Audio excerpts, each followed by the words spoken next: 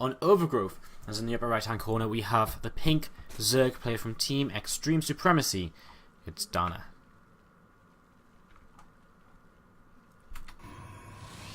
In the lower left hand corner, the red Protoss player from Redbloods, it's SpaceMarine. Alright, so let's see what's going to go on. Let's see what's going to happen. Let's see what these guys are going to get up to as a probe moving back here for SpaceMarine. Going to be popping down a Nexus very shortly, and a spawning pool on the way up for DaNa after a hatchery first and a gas. So greatest possible opening here for DaNa, excluding a free hatch before pool, and yeah, I mean he's scouted, so he knows he knows there's a gateway down. He knows how he wants to respond to this. Basically, he knew he could delay the spawning pool. Is the most important thing to find out. So. Hey Optimus, how's it going? Thanks for tuning in. Good play the other day against Carnage. If you guys missed that, Carnage Esports against AT Gaming, the VODs will... when will the VODs go up? You know, I was meant to catch up on VODs today, but I spent all morning and, well, all day kind of not doing anything, kind of lying down and being sick. So, so yeah, I'm a little bit behind on VODs, guys. I'm sorry, but I promise they'll be on your screens very, very soon. As yeah, and we've got a couple of other cool little things coming up very shortly as well. So yeah, not much to talk about, I guess.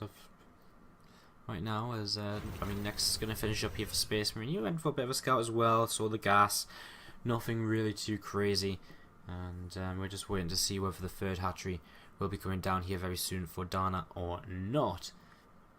Of course, Redbloods last season made it into the playoffs. They made it into the where did they finish last season? They finished in the round of 8. They got knocked out by Carnage Esports in the quarterfinals before Startail knocked those guys, knocked Carnage out, and you know, then went on. It was a crazy season for Redbloods though. They actually finished top of their group, which was really impressive. They went on a 6-0 winning streak. It took Startail to beat them before a team was able to defeat them. They even took down, you know, the favourites Cascade, who had been, you know, who had also had a fantastic season with some really crazy plays. So, you know, Redbloods are a very competitive team in the Team League. They're one of the best teams we had up until, you know, before Season 4. And, I mean, Team Extreme Supremacy not so far behind, and their roster just gets better and better and better. I think someone in the chat said that a few minutes ago, actually, that their roster has just become so scary as time goes on, and it's so true, guys. I mean, we're talking, like, you know, they went from not really having anybody to having Slivko and some guys who could put up a bit of a fight, to now having Slivko and BCQ. I guess they had BCQ first, but, you know, they had, you know, they just keep getting more and more players, and DaNa is a player who used to be on Vega Squadron, and he always opened up for Vega Squadron. He was a very strong ST2ITL player for Vega Squadron, in fact, a really important player. So be interesting to see how well he does here. He wins a lot of Go for SC2s and stuff, so yeah, he's a good player. Watch out for him. And again, let's see how this is going to start up. Of course, other players on Team Extreme Supremacy, BCQD, Slivko. Who else have they got on their team right now? They've got I'm actually struggling, but I know there's someone I want to say. I know there is, but I'm blanking out, and I'm gonna cheat. I'm gonna Wikipedia it.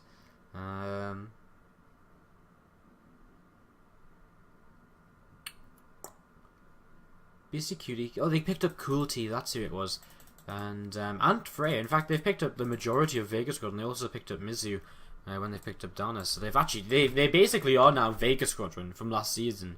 And Vega Squadron have always been a very scary team in the SC2ITL as well. Of course, they were runners-up in Season 2. I'm not talking much about the game, guys. Not much is going on. We do have a model being chrono boosted out here, and we have a lot of sentries starting to move across the map, so maybe something is going on. We'll go back to talking about the matches here, talking about the teams in a little while. But for now, let's watch these sentries. They're going to come in, and DaNa got 20 Zerglings on the way, which should be more than enough to force out enough force fields to get this to turn away, basically. As first Immortal about to pop out here, but it looks as though he is just going to move towards a third base with this, as Hallucinate Phoenix goes in towards the main, and a bunch of Zerglings actually going to come around the back here, potentially, try and wrap around these sentries, or maybe just go and force a cancel on this third base, which is going to be coming up very soon from a SpaceMarine. Both possibilities here, as these force fields actually really nice, and will block off the Queens. And the Zerglings, well, there is a gap actually, so the Zerglings are going to find their way through. And these sentries are taking a lot of damage. A couple of sentries going down there. more than really should have. 2 sentries going down, he shouldn't really lose any with this sort of attack, so a bit of a mistake by a Space Marine here. Drops his third Nexus now, and Slings will be immediately moving across the map here to just kind of scout that out and see what's going on with that. Robot Bay added on as well, as you have Grooved Spines on the way, so Roach Hydra composition here early on for DaNa, as we have another move out from Space Marine, going to start moving across and trying to see what he can get up to. And so keep an eye on this as these units moving forwards here. These Zerglings are going to run by the army without stopping. Okay, so the Zerglings run by, and again, not too much going on, as a couple of Crypt Tumors forced to cancel.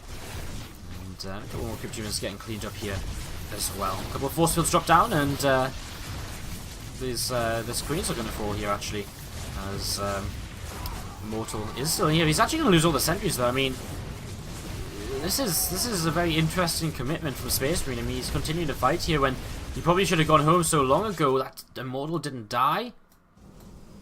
Wow, 4 HP Immortal on the recall. But he's lost so many sentries. I mean, this Ling Roach Hydra attack is going to come across the map and just sweep the floor. I mean, there's going to be Colossus on the way up, but if you can't stop the units from connecting with the Colossi, it's not going to do much good. And things will run away now. Hydras are coming in from the back as well. This army's being dragged all the way away from the natural. These Zerglings need to be careful. He doesn't really want to throw away the Zerglings for nothing, and this Roach Hydra force is about to come towards the natural. This first Colossus is on the way. It's rallied out, and if he's not careful, then we might very well see that caught off guard by this Roach Hydra. But okay, he rallies it here, as Space Marine will be able to push this back. Whoa, really nice force fields, and now it's actually DaNa who's overcommitting, I think, a little bit, as these Immortals are going to clean up house. And DaNa losing absolutely everything there. Hive on the way, more Roaches, more Lings. And this is actually going to make Space Marine move across the map in retaliation straight away. No, he's going to stop. Okay, he's not going to go for it. But, okay. Not really. That was a very weird series of events. It really felt to me as though Space Marine was throwing away a lot of units without getting anything for them. 7 sentries is a lot of sentries to lose.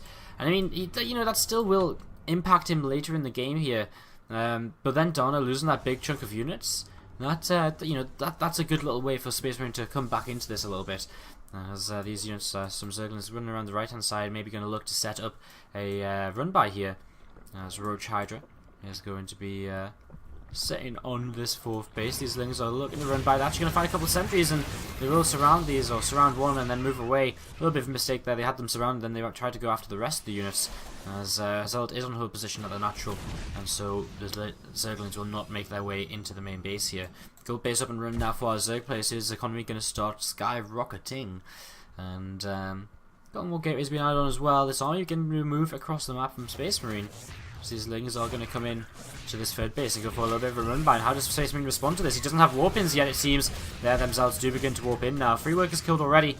These Zerglings will just move away. They don't want to commit much further here. As the first Vipers do start up, but this is an army which, well, I mean, the first Vipers start up, but they're not ready just yet. So without Abducts, this is a scary army to engage for DaNa. But it looks like Space Marine isn't happy to commit just yet. A few Zerglings get caught off on their way back home. And then Vipers are about to pop out. No Templar Archives, so if these Vipers do get out before he basically wins himself the game, he could be in a lot of trouble, because he's not going to have any real counter to those. And I think DaNa, yeah, just give up the gold base. I think he knows he can't fight this army just yet. He needs a little bit more time. And time is what he's getting right now, because, of course, Space Marine is just waiting to move forwards here. And here we go. This could be the moment, as this Observer is moving around. We're just going to move over to the right hand side. It's going to be a little bit of a concave, a bit of a surround set up here as 3 Abducts come down, but only a single Colossus picked off. The first and second Abduct wasn't actually really that great, and now blinking forwards over to the left hand side, DaNa going to start losing some units here. This gold base will go down for sure, and DaNa is pretty much just only making Roaches right now. He's pretty much on pure Roach. He does still have the Vipers, and he needs to get the energy up on those very, very quickly here as Overlords are falling, so DaNa will hit a supply block. And these Colossi coming forwards here once again. There's some better Abducts straight into the back of the army. So 2 Colossi go down straight away. He actually blinks forwards into this, which is a little bit questionable, because, I mean, he, I don't know if he's winning that much that he can just blink forward aggressively. It looks as though he may very well be, though. He still has 1 Colossus in the back. which is still around, still looking strong as Roaches continue to move forwards here as well. These Vipers are going down, and DaNa is in a lot of trouble, and SpaceMarine is going to make this work. The Vipers were just a little bit too late. The Colossus goes down from behind, but drones are being pulled against Zealots, and that's never ideal. 2 Immortals still stand as well as these Stalkers. GG, well played, and SpaceMarine takes game number 1 here for Redbloods, and that'll put them 1-0 up.